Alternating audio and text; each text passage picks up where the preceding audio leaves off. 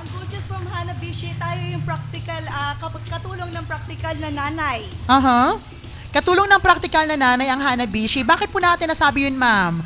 Yes, tayo ang pinakamababa at meron tayong pinakamababa at pinakamaraming choices ng small items na pwedeng katulong sa bahay ng mga nanay. Kalahin mo yan, di ba? Ano po ba usual na ginagamit ng mga nanay sa tahanan na appliances? Marami. Washing machine.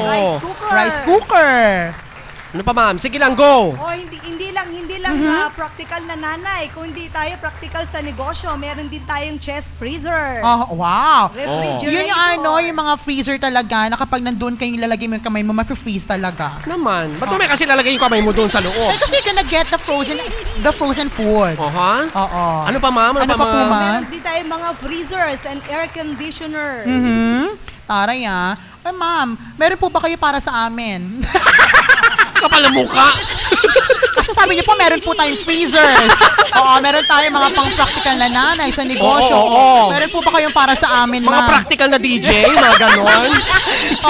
Meron din, available tayo dito sa Ocampos Mall. Yes, diba? Taray. Kaya visit lang po kayo dito, mga kaibigan. Marami po sila mga discounted na mga items. Correct.